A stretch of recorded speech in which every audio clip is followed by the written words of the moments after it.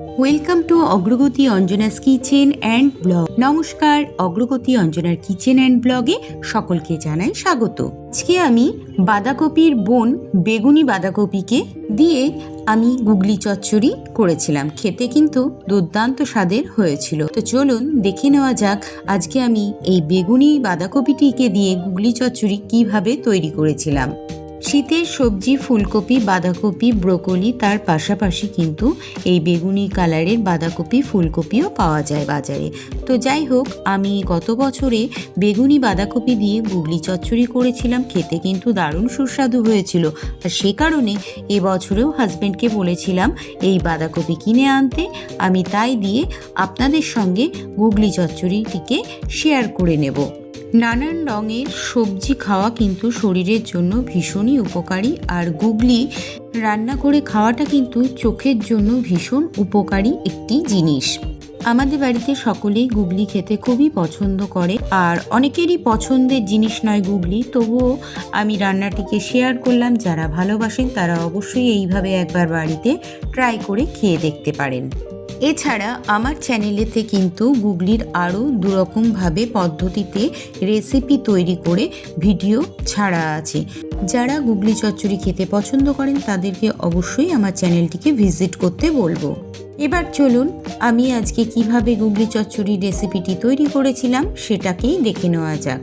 প্রথমেই বেগুনি বাঁধাকপির আমি অর্ধেক অংশটিকে এইভাবে কুচিয়ে নিয়েছিলাম, আর অপরদিকে গুগলিগুলোকে আমি পরিষ্কার করে ধুয়ে নিয়েছিলাম।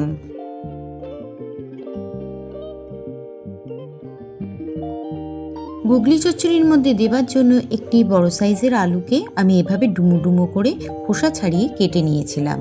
মশলার জন্য আমি এখানে একটি বড় সাইজের পাকা টমেটো নিয়েছিলাম, 10 কোয়া মতো রসুন এবং একটি বড় সাইজের পেঁয়াজ ও সামান্য পরিমাণে আদার কুচি নিয়েছিলাম। এবার এর মধ্যে জিরে, আদা, শুকনো লঙ্কা দিয়ে আমি একটি পেস্ট তৈরি করে নিয়েছিলাম, আর অপরদিকে বাঁধাকপিটাকে কেটে আমি সামান্য একটু ভাপ দিয়ে নিয়েছিলাম।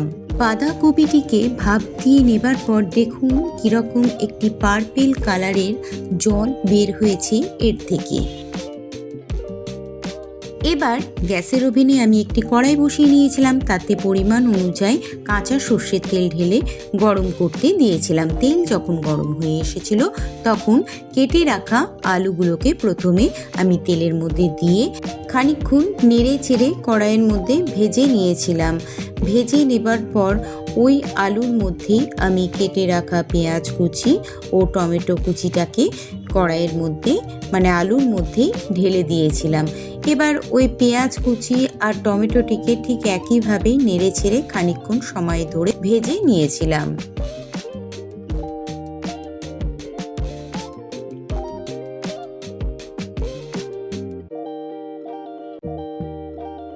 দেখুন খানিকক্ষণ নেড়ে ছেড়ে ভেজে নেওয়ার পর পেঁয়াজের কালারটা কিন্তু হালকা চেঞ্জ হয়ে এসছে। এই পর্যায়ে আমার ধুয়ে পরিষ্কার করে রাখা গুগলিগুলোকে ওই কড়াইয়ের মধ্যে একসাথে ভাজার জন্য ছড়িয়ে আস্তে আস্তে দিয়ে দিয়েছিলাম। এবার এর মধ্যে 1 টিস্পুন লবণ দিয়েছিলাম আর হাফ টিস্পুন হলুদ গুঁড়ো ছড়িয়ে দিয়েছিলাম। লবণ ও হলুদটিকে দিয়ে ভালো করে নেড়েচেড়ে মিশিয়ে নেবার পর এবার এর মধ্যে সামান্য পরিমাণে একটু চিনি ছড়িয়ে দিয়েছিলাম। চিনিটা দিলে স্বাদের ব্যালেন্সটা ঠিক থাকে। এবার এর মধ্যে বেটে রাখা মশলাটিকে আমি এই গুগলি চচ্চড়ির মধ্যে দিয়ে দিয়েছিলাম। মশলার মধ্যে ছিল জিরে, আদা, শুকনো লঙ্কা ও রসুন। একসঙ্গেই আমি এটাকে পেস্ট করে নিয়েছিলাম শিলপাটায় বেটে। এরপর কাশ্মীরি ঝালের গুঁড়ো আমি আমার আন্দাজ মতন 1 টিস্পুন মতন ছড়িয়ে দিয়েছিলাম কালার হওয়ার জন্য। সমস্ত কিছু মশলা দেওয়া হয়ে গিয়েছিল। ভালো করে কষিয়ে নেবার পর এবার ভাপ দিয়ে জল ঝরিয়ে রাখা বেগুনি বাঁধাকপিগুলোকে মশলার মধ্যে আমি ঢেলে দিয়েছিলাম এবং আস্তে আস্তে খুন্তির সাহায্যে ভালো করে উল্টে পাল্টে মিশিয়ে নিচ্ছিলাম। এরপর আমি এর মধ্যে একটি ঢাকা দিয়ে মিনিট 5 মতন রেখে দিয়েছিলাম। ঢাকাটি খুলে আবার একটু নেড়ে দিয়েছিলাম। ভালো করে নেড়ে চেড়ে মিশিয়ে নেবার পর মশলা ধোয়া জল ছিল, সেই জলটুকুনি আমি এর মধ্যে ঢেলে দিয়েছিলাম।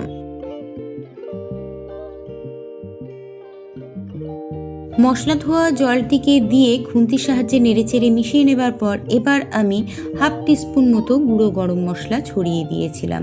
তারপরে গুঁড়ো গরম মশলাটিকে ছড়িয়ে দেওয়ার পর খুন্তি দিয়ে আবারও নেড়েচেড়ে মিশিয়ে নেবার পর আমি একটি ঢাকা দিয়ে ফুটতে দিয়েছিলাম। দেখুন, ঢাকাটি দিয়ে খানিকক্ষণ ফুটিয়ে নেবার পর ঢাকাটিকে আমি সরিয়ে নিয়েছিলাম। ঢাকাটিকে খুলে আবার খুন্তি দিয়ে ভালো করে নেড়েচেড়ে মিশিয়ে নেবার পর আবার আরেকবার ঢাকাটি চাপা দিয়ে ফুটতে দিয়েছিলাম এবং ঢাকাটিকে খুলে নেবার পর আবার খুন্তি দিয়ে নেড়েচেড়ে দেখলাম এর ভেতরে আরও কিছুটা অল্প খানিকটা জল রয়েছে। সেই জলটিকে এবার ঢাকা ছাড়াই আমি শুকিয়ে নিয়েছিলাম। এবার দেখুন, বাঁধাকপির তরকারি কিন্তু প্রায় তৈরি হয়ে এসেছিল আর ভেতরকার জলটা একেবারেই শুকিয়ে গিয়েছিল। এই পর্যায়ে আমি নেড়ে চেড়ে আরেকবার ভালো করে মিশিয়ে নেবার পর কড়াইয়ের থেকে আমি একটি বোলের মধ্যে নামিয়ে নিয়েছিলাম। তাহলে তৈরি হয়ে গেল আজকে বেগুনি বাঁধাকপি দিয়ে গুগলি চচ্চড়ির রেসিপি। আজকের এই ভিন্ন স্বাদের গুগলি চচ্চড়ির রেসিপিটি আপনাদের কাছে কেমন লাগলো অবশ্যই কিন্তু কমেন্ট করে জানাবেন। আর এই ধরনের নতুন নতুন রেসিপি দেখতে হলে আমার চ্যানেলটিকে আজকেই সাবস্ক্রাইব করে রাখুন আর পাশে থাকা বেল আইকনটিকে কিন্তু প্রেস করতে ভুলবেন না। বেল আইকনটিকে প্রেস করার পর পাশে থাকা অল নোটিফিকেশনটিকে ক্লিক করে রাখবেন, তাহলে যখনই আমার চ্যানেলে নতুন কোনো ভিডিও ছাড়বো তখন কিন্তু সবার প্রথমে আপনার কাছে নোটিফিকেশন পৌঁছে যাবে। এছাড়া ইউটিউবে নতুন একটি অপশন এসেছে, হাইপ অপশন। লাইক করার সাথে সাথে হাইপ অপশনটি চলে আসে। হাইপ অপশনটাতেও প্লিজ একটু ক্লিক করে দেওয়ার অনুরোধ রইল। তাহলে আজকের ভিডিওটি আমি এখানেই শেষ করছি। পরবর্তী আবার নতুন রেসিপি নিয়ে হাজির হয়ে যাব।